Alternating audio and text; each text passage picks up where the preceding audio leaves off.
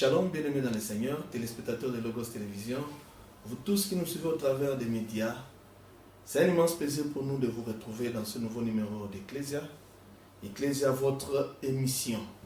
Je salue Albert Matakano, mon compagnon de tous les jours. Shalom, Baptiste. Shalom Albert, vous allez bien? Oui, ça va bien, Dieu fait grâce. Vraiment. Bénissons le Seigneur qui permet à ce que nous puissions retrouver toutes ces personnes. Elles sont si nombreuses, toutes ces personnes qui nous suivent de partout.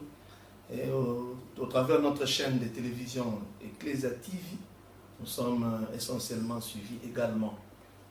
Un nouveau jour, une nouvelle émission, un nouveau thème. Nous voulons pour ce jour parler, partager autour de la parole de Dieu. Le sujet de ce jour est un peu particulier. Il s'agit de l'Église. Ce sujet est pratiquement rattaché à notre émission Ecclesia, parce que nous voulons parler de l'Église. Alors pour ce, nous avons un invité particulier que nous allons devoir découvrir juste après cette image.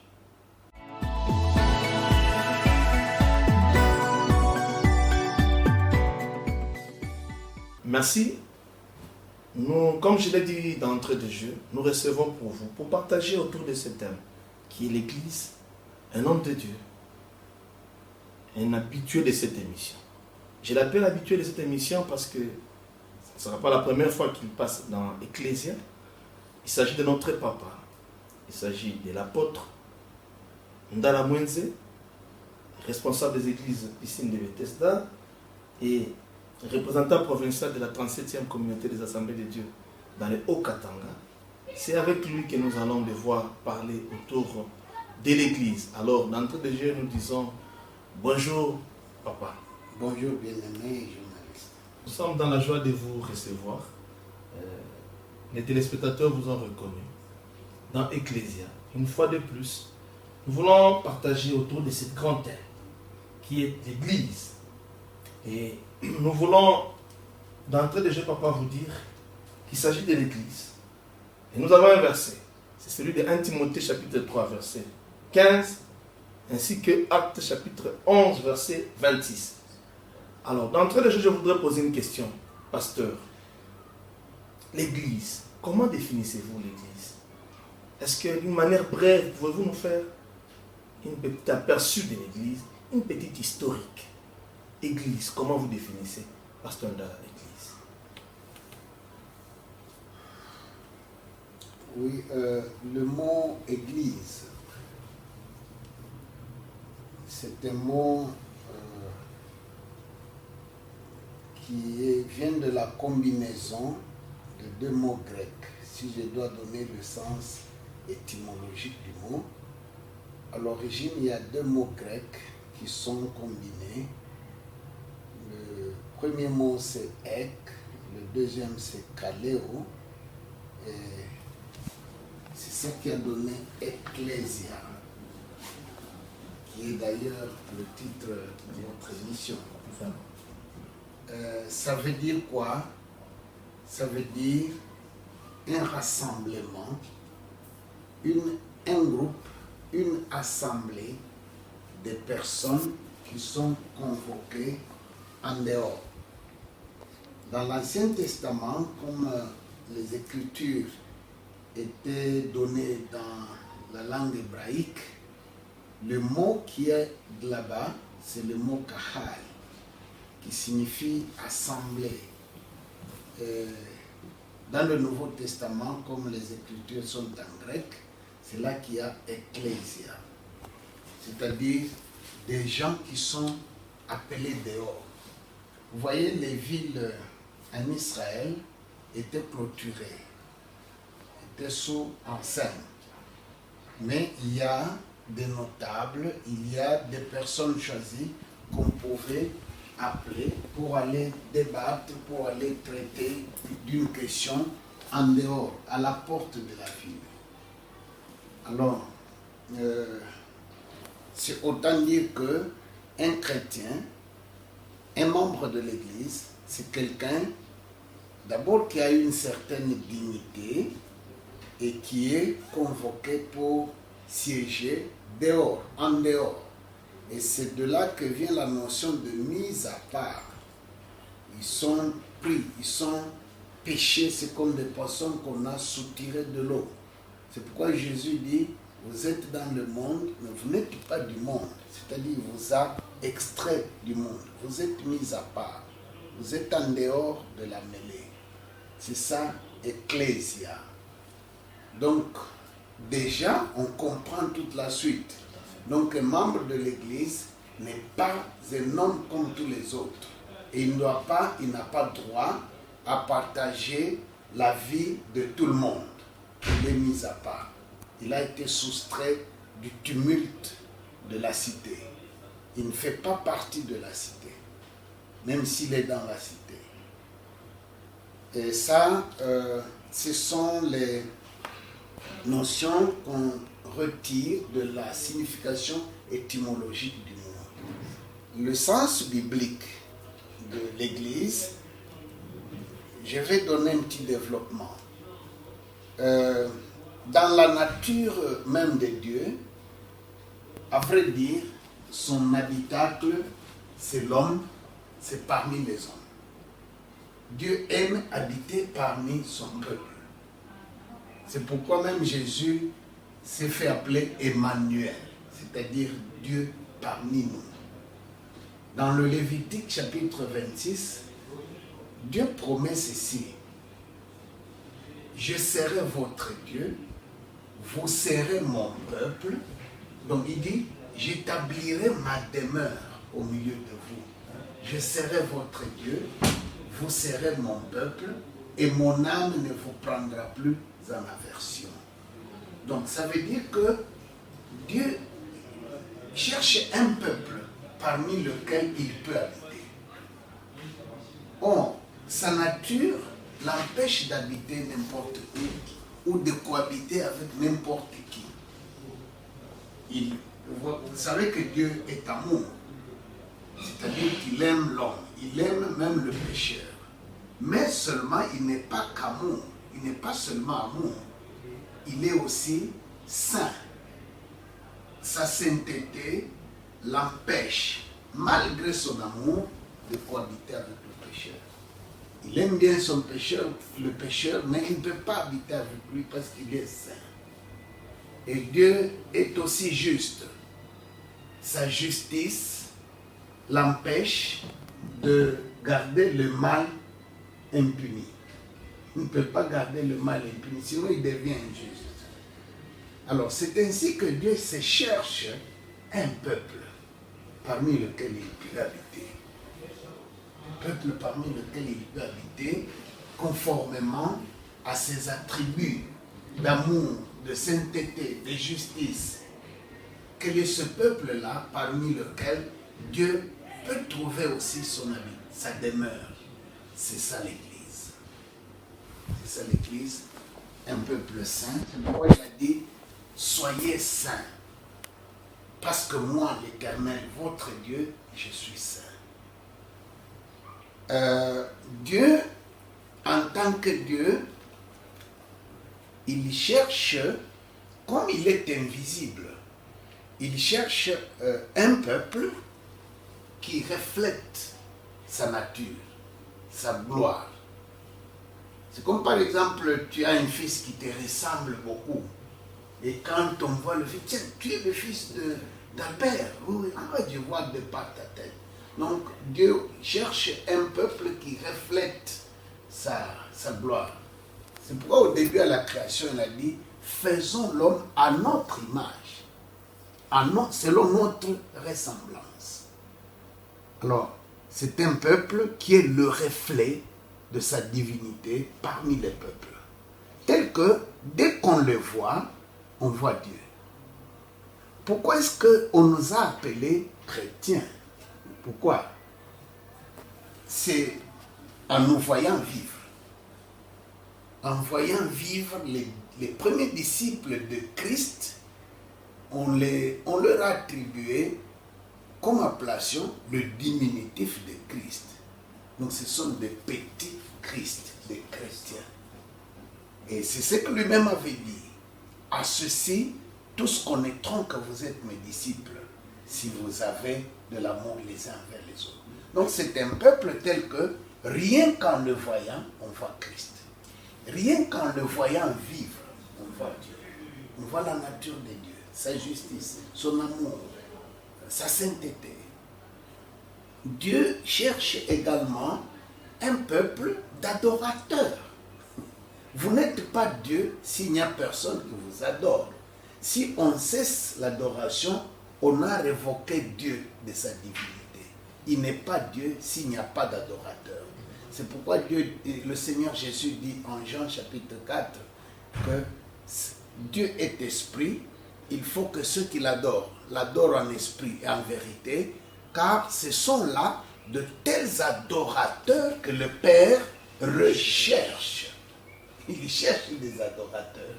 Il est à la recherche des gens qui peuvent l'adorer. Pas l'adorer n'importe comment, l'adorer en esprit et en vérité. Il n'est pas Dieu s'il n'y a pas d'adoration. Il dit à Malachie, je suis un grand roi et mon nom est redoutable depuis le lever du soleil jusqu'à son coucher. C'est-à-dire quoi? Prenez la succession des fuseaux horaires.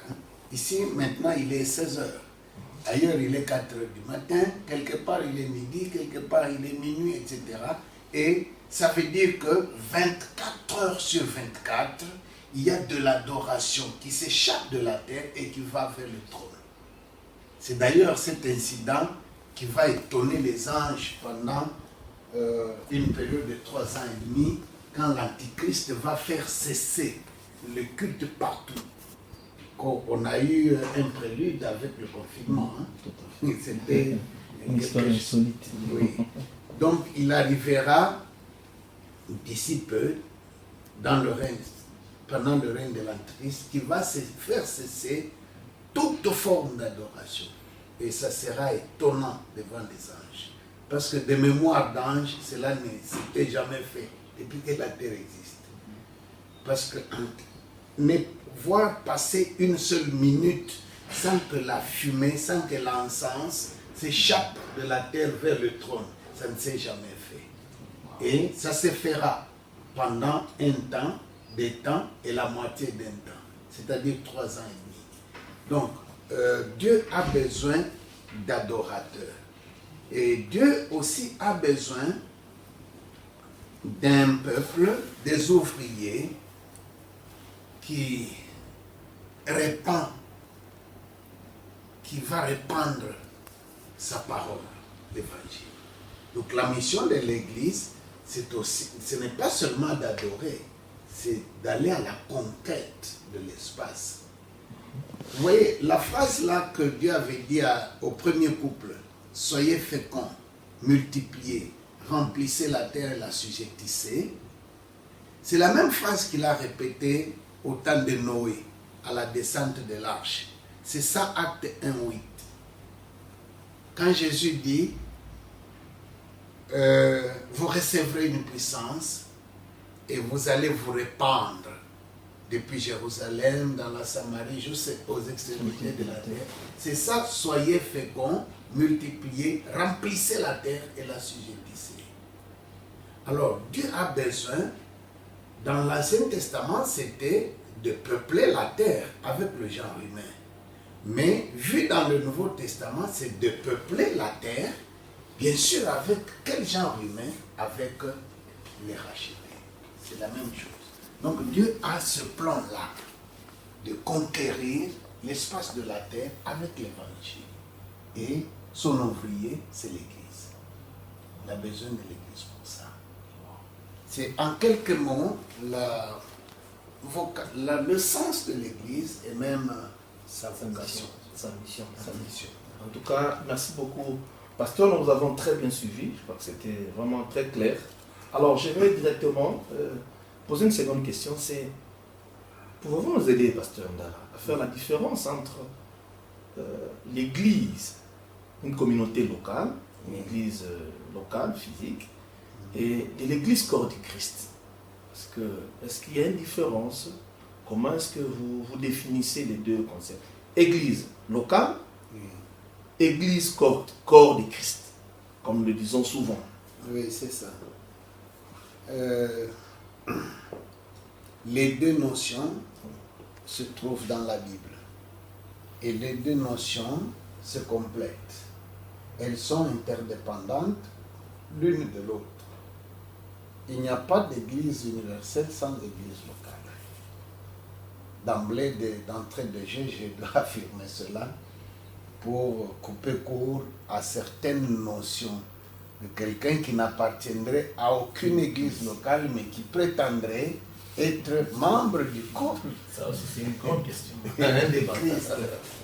C'est autant dire que tu es congolais et que tu es au Congo, mais tu n'es dans aucune province.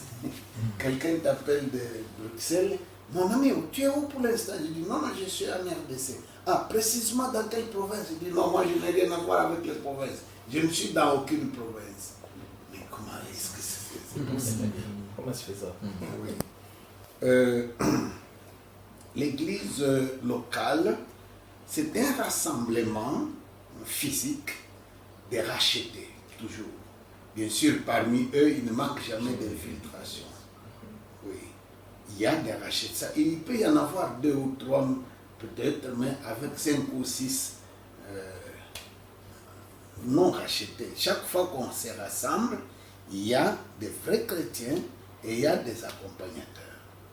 Et la proportion est telle que le nombre de vrais chrétiens est souvent minime, voire même infime, par rapport à ceux qui encombrent, qui remplissent l'assemblée.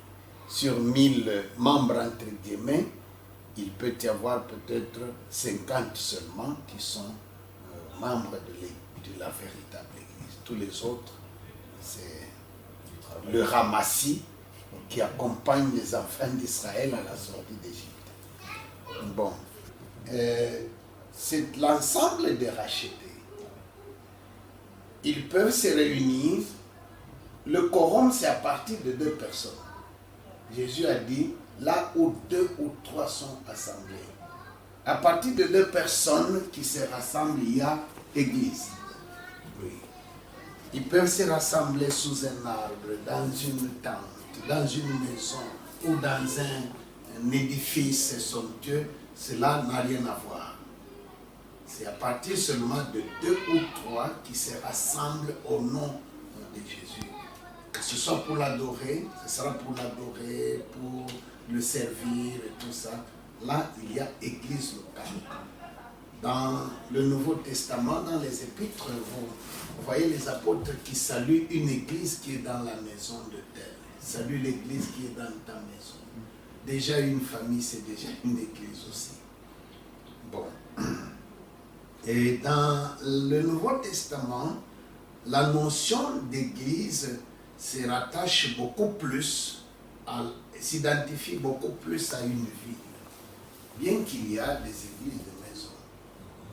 C'est pour cela qu'on parle de l'église d'Antioche. Antioche, c'est une ville. L'église de Jérusalem, l'église d'Éphèse, l'église de Smyrne, l'église de Philadelphie, tout ça, ce sont des villes.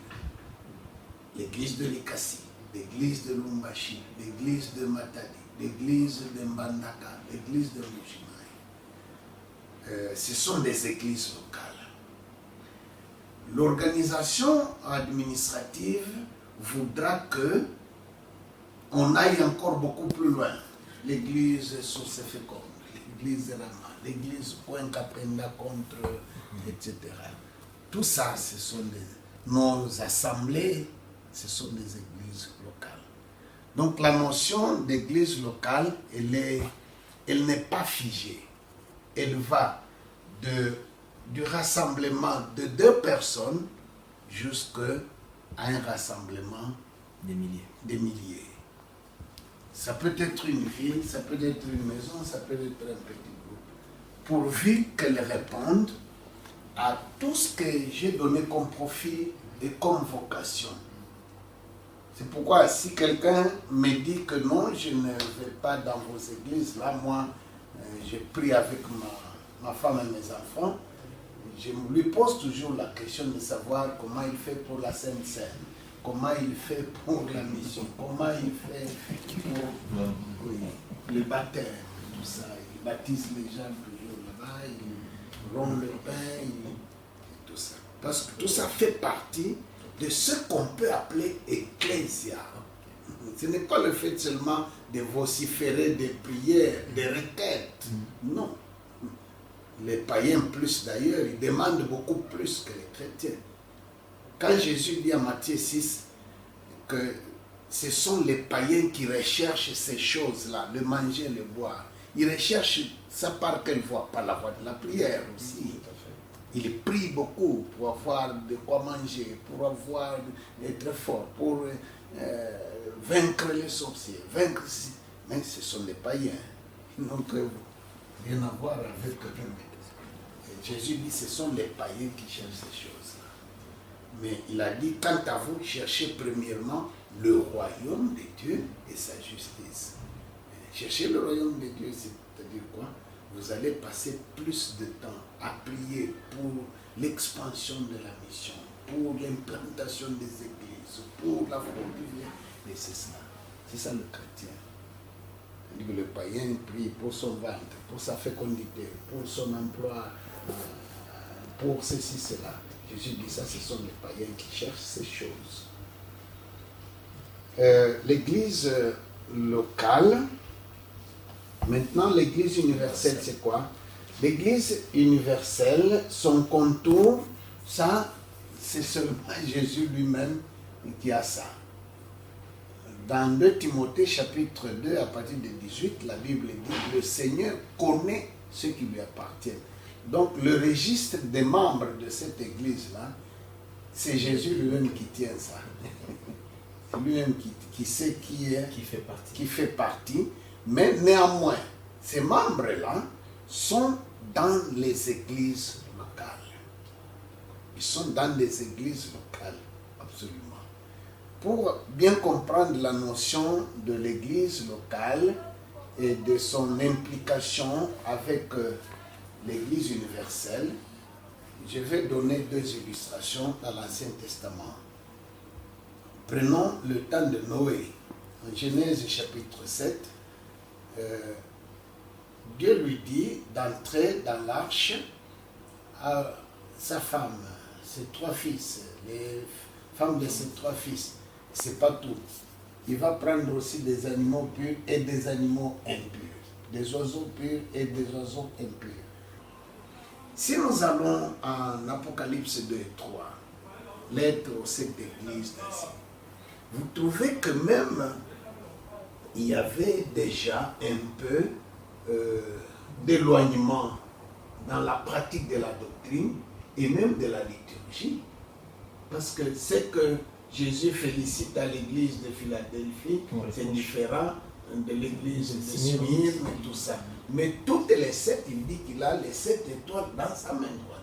Il a les 7 églises dans sa main. Bien que la liturgie commence à varier, bien que certaines notions même doctrinales de base commencent à s'échapper d'ici vers là, mais ce sont ces 7 églises à lui, de la première à la dernière. Alors, l'ensemble, la sommation de tous les vrais chrétiens qui sont dans ces tribus ou dans ces communautés-là, c'est ça l'église, corps de Christ, l'église universelle, dont seul Jésus connaît les contours. Lui seul connaît qui appartient à cette église-là. Wow. Papa, en tout cas, merci. Nous avons bien suivi, je crois les téléspectateurs également. Ça a été suffisamment clair, les bases sont vraiment bien jetées. Nous avons compris c'est quoi la différence entre une église locale et l'église universelle. Alors, là c'était les principes. Je voudrais qu'on puisse rebondir maintenant avec quelques cas, avec certaines préoccupations avec Albert, des cas typiques, des petits cas qui prêtent un peu à confusion, pour que nous puissions avoir de la lumière au travers de l'homme de Dieu. Je voudrais m'aligner, papa, sur la dernière question de papa Thierry, au sujet il y a toute une terminologie qui s'est développée tout autour de l'église. On parle de l'église, on parle de l'assemblée chrétienne, on parle de la communauté. Mais je voudrais, en accord avec ce qui est écrit, n'abandonnez pas vos assemblées.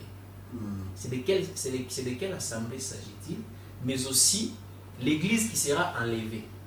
Est-ce que ce sera l'église telle ou ça sera l'église universelle ou l'église corps du Christ? Oui. N'abandonnons pas nos assemblées, Hébreux chapitre 10, verset 25 à 26. Ça veut dire, vous êtes, je vais aller dans le concret. Tout à fait. Aujourd'hui, tu es membre de la 45e communauté des églises pentecôtistes et là-dedans, tu es membre de l'église Source Féconde et tu vas au culte dans cette église-là. N'abandonnons pas, ne nous relâchons pas, soyons assidus. C'est de ça qu'on parle. De ça qu'on parle. Je suis membre à Bethesda, je suis membre à Christ Rédempteur, je suis tout ça. N'abandonnons pas. Nous avons parlé de cette église d'Asie, telle est à l'église de Smyrne, telle est à l'église de Philadelphie, telle est... Nous avons parlé des 12 tribus, tel est membre de Ruben, tel est membre de Dan, d'Azer. N'abandonnons pas. Soyons assidus, soyons fervents. Servons le Seigneur là, sous la bannière d'Azer, sous la bannière de Nephtali et tout ça. Tandis que l'église qui sera enlevée,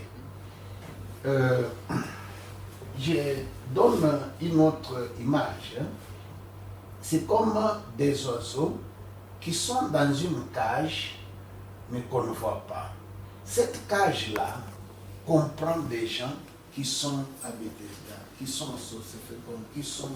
C'est pourquoi Jésus a dit, de deux personnes qui seront dans un même lit, l'une sera prise, l'autre laissée. De deux personnes qui moudront à la même meule, l'une sera prise, etc. Alors, sa cage contient... Ok, prenons que vous avez une cage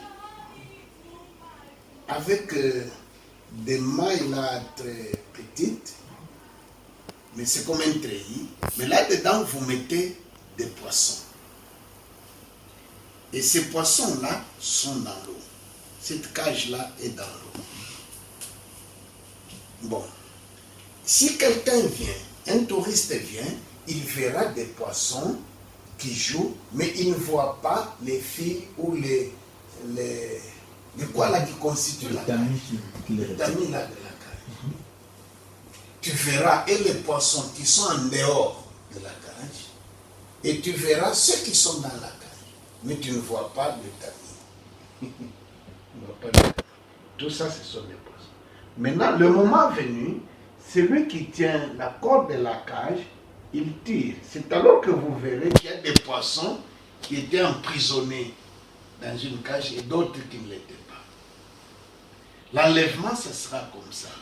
Quand la trompette va sonner, vous verrez que dans un groupe de 3-4 personnes, il y a quelqu'un qui appartenait à cette cage-là, qui était dans l'arche de Noé, mais on ne voyait pas. Et c'est ça que Jésus va prendre. Ce n'est pas la communauté telle ou l'assemblée telle que Jésus viendra prendre. Non. Il y a ça et là, de par le monde entier, Jésus a des disciples. Dieu a des adorateurs éparpillés, je dis bien, dans des communautés, dans des églises qui adorent en esprit, en vérité. Il y en a. Aussi longtemps que l'enlèvement n'a pas encore eu lieu, il y en a en Australie, en Arabie Saoudite, en Égypte, en RDC, en Afrique du Sud, aux États-Unis d'Amérique, dans telle ou telle communauté. Il y en a, ça et là, moi je ne connais pas. Maintenant, quand la trompette va sonner, il y a un tri qui se fera, qui prendra partout où se trouvent ces élus-là. C'est pourquoi la Bible dit, là où seront les cadavres, là s'assembleront les aigles. Donc, ils seront identifiés par le mécanisme automatique du son de la trompette et ils seront sélectionnés. Le son de la trompette là aura la vertu non seulement de sélectionner ceux qui sont dans la tombe, mais aussi même ceux qui seront sur la surface de la terre qui seront vivants. Ils seront transformés. Vous allez vous rendre compte que vous étiez dans une foule, mais l'un d'entre vous est transformé. Tandis que les autres continuent la même vie. Et puis celui qui est transformé, il est appelé dans les airs, il vous quitte. C'est cela. Donc ce n'est pas qu'il y a absolument une communauté que Jésus viendra prendre, et si cette communauté est dans tous les pays, c'est seulement les membres de cette communauté-là. Ce n'est pas cela. Il y a de l'imposture au travers des siècles qui s'est déjà faite comme ça. Des gens qui se sont autoproclamés les seuls. Et parfois même, ils ont même quitté la cité, la ville, pour aller à l'écart parce que Jésus vient les prendre seulement. Et plusieurs fois ça s'est répété, plusieurs fois ça s'est avéré faux. Mais Jésus a des adorateurs dans ces 7 églises. Il a 7 églises, à l'instar de cette église d'Asie. Je ne dis pas cette communauté, je prends un symbole. Quand je prends le chiffre 7, c'est pour dire un symbole seulement. Sinon, vous allez venir me demander la liste de ces 7 églises. Ok. Je voudrais rebondir sur l'un de versets. Et je précise que même dans une communauté qui est dans la saine doctrine, ce n'est pas tout le monde qui sera pris. Il y a seulement les vrais adorateurs qui seront pris. En rebondissant sur les livres de 1 Timothée, chapitre 3, le 15e verset, la Bible dit ceci: mais afin que tu saches, si je tarde, comment il faut se conduire dans la maison de Dieu, qui est l'église du Dieu vivant, la colonne et l'appui de la vérité. Je voudrais que vous puissiez placer un commentaire, papa, sur cette portion de l'Écriture pour édifier une catégorie ou une autre catégorie de ceux qui nous suivent. Mais étant donné que l'objectif des petits dieux, en prêtant votre terminologie, des petits chrétiens, je dis les chrétiens, les petits Christ.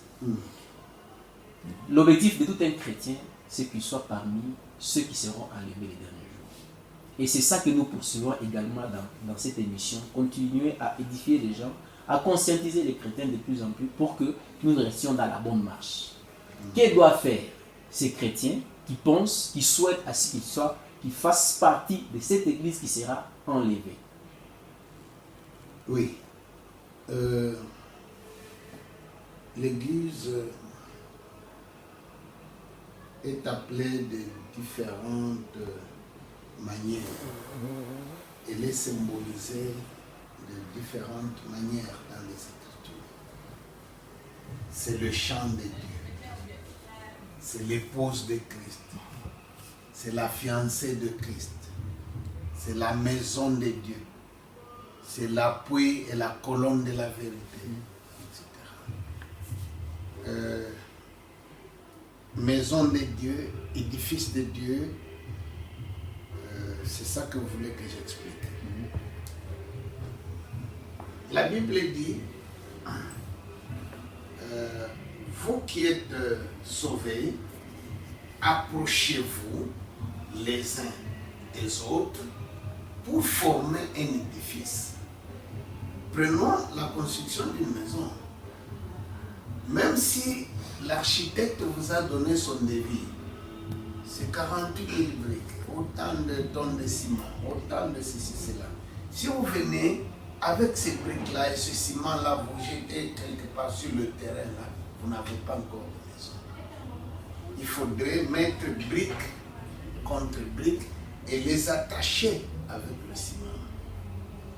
Attacher et former un édifice. Alors c'est ça l'église. L'église, c'est une construction. J'ai toujours dit que le plan avec lequel, ou suivant lequel Dieu a bâti l'église, c'est le même qui lui avait servi pour faire le corps humain. L'église répond à la même dynamique que le corps humain. Le corps humain, c'est un assemblage de cellules, des organes, des muscles, les uns attachés aux autres, les uns superposés aux autres, et ça forme un corps.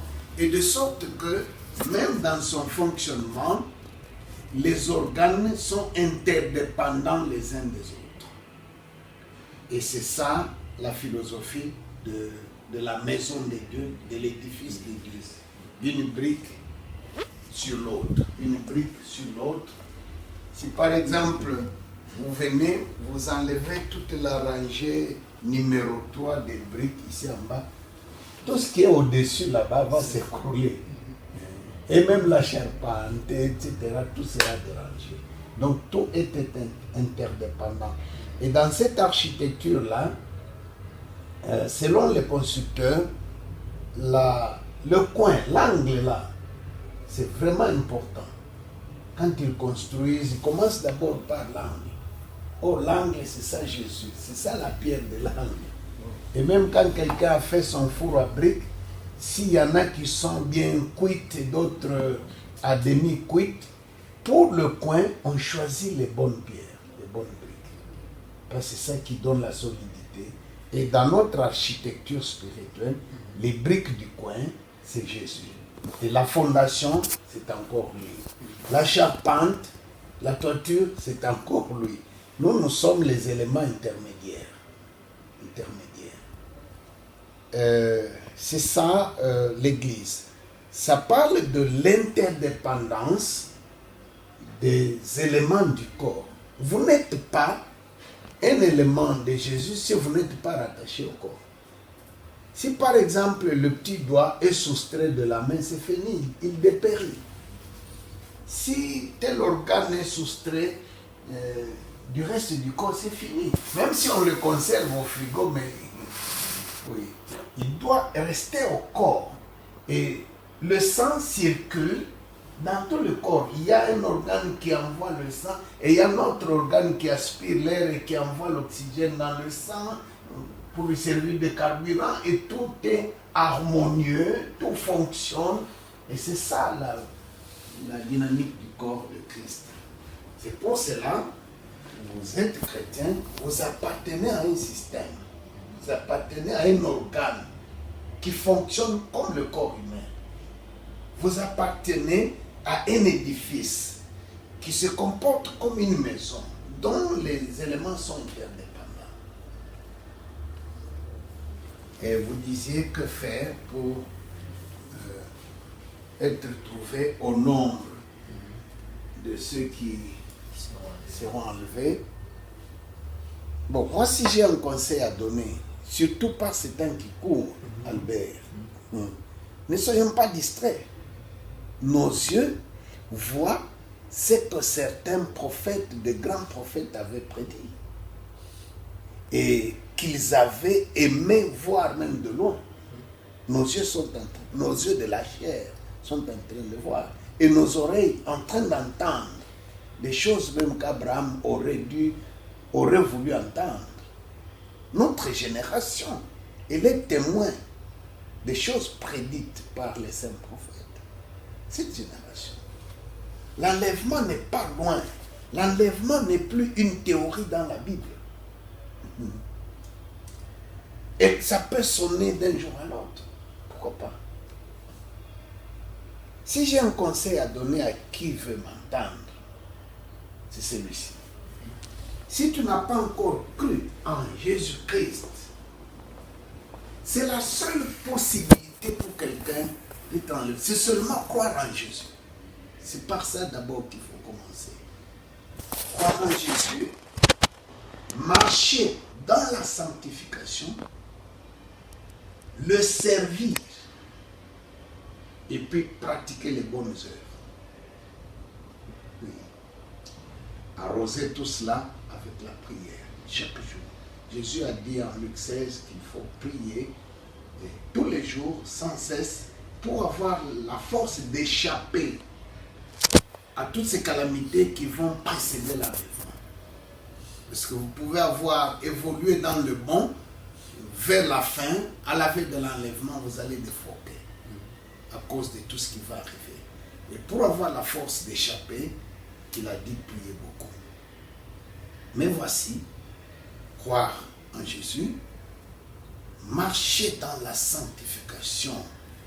La sanctification, elle se rapporte à la nature, elle se conforme à la nature tripartite de l'homme. 1 Thessaloniciens 5, 23 dit que le Dieu de paix lui-même vous sanctifie l'être tout entier. L'être tout entier, c'est quoi? Corps, âme et esprit. La sanctification concerne le corps, l'âme et l'esprit. Albert, voilà. Vraiment, je crois que ça a été tellement bien dit. Le temps, nous ne savons pas continuer par rapport à notre timing qui touche à la fin. Mais néanmoins, nous voulons donner l'occasion à tous ces bien-aimés qui nous suivent, ceux qui ont entendu cette parole, ceux qui ont suivi cette émission, de partout où ils se trouvent, l'appel au salut. Amen. Alors, bien-aimés dans le Seigneur, vous qui nous avez suivis de partout, au travers de cette émission Ecclesia, aujourd'hui nous avons eu un numéro assez important, assez intéressant, qui parle du thème de l'émission, c'est-à-dire l'Église ou l'Ecclésia. On nous a défini, on nous a parlé, on nous a donné la vocation de l'Église. Il y a plein de choses rattachées à l'Église. Et c'est en passant par l'Église qu'on peut avoir les saluts dans notre vie. Alors je voudrais vous appeler à vous qui nous avez suivis. L'Apocalypse l'a dit très bien, que je suis à la porte et je frappe. Par cette émission, nous avons frappé à votre porte, à la porte de votre cœur. Si vous nous avez accepté et que vous souhaitez faire partie de cette église, il y a 4 choses. Commencez d'abord par donner votre vie au Seigneur. Marchez dans la sanctification. Servez le Seigneur. Pratiquez les bonnes œuvres et arrosez les tout par la prière. Alors je voudrais vous recommander à notre papa. Il va procéder par l'appel au salut. Il va prier pour vous. Il va prier pour vous qui avez donné votre vie au Seigneur. Papa. Je vais prier en Swahili.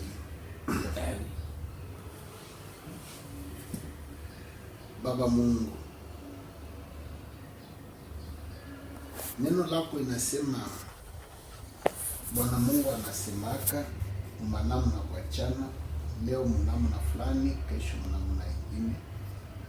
Ni bantu abekalake beko na shituka. Baba Mungu, nakumbuka tena Paulo kuna mwamisha Timotheo asema hubiri wakati yote, hata ya mzuri hata ya mbaya. Kwa ule wote anasikia hii neno, anasikia hii mwito ya kumwamini Yesu. Baba Mungu, msame makosa, umupe roho ya kutubu na kukiri na kugeuka, na we mwenyewe kupitia tendo la Roho Mtakatifu mshike mkono na umuongoze kufazi kukanisa yako kulu najua.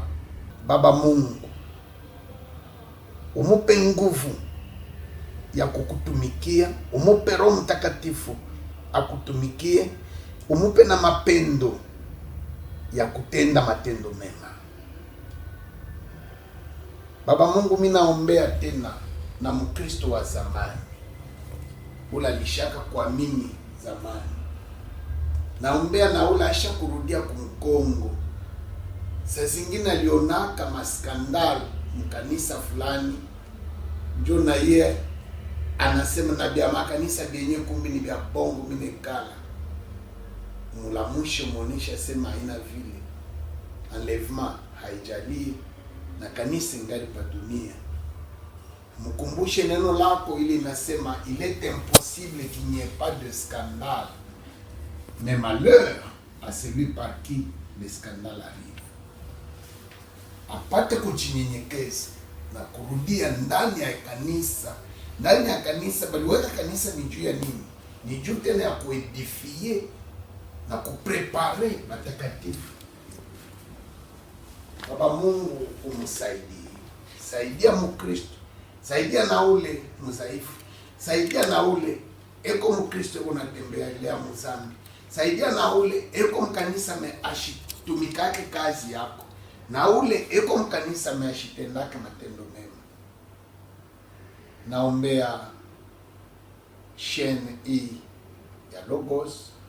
Naombea na viongozi ya hii shene. Naombea emission Ecclesia. Minaombea na ba nduku ba technicien na ba journaliste bali organiser hii emission. Uwabariki mchina la Yesu. Amen. Amen. Nous voici au terme de l'émission de ce jour, Ecclésia. Vous qui avez aimé cette émission, n'hésitez pas de nous écrire à travers nos différentes adresses qu'Albert va devoir répéter. Nous vous aimons. Je crois que si vous avez bien suivi, si vous avez reçu le Seigneur bien aimé, l'enlèvement est proche. C'est une réalité. Préparons-nous. Albert, nos adresses, s'il vous plaît. Cette émission sera disponible sur notre chaîne YouTube Ecclésia TV. Elle sera aussi partagée sur notre page Facebook Ecclésia Espace. Mais également, si vous avez une prière, vous avez une proposition, vous avez une remarque, vous avez un soutien à nous faire, vous pouvez nous écrire à l'adresse ecclesiaespace1@gmail.com. Dès que vous écrivez, ne manquez pas toujours de vous abonner sur la chaîne afin de ne rien manquer par rapport à Ecclésia, votre émission, votre vitrine de partage. Que Dieu vous bénisse. Nous nous retrouvons à la prochaine. Bye.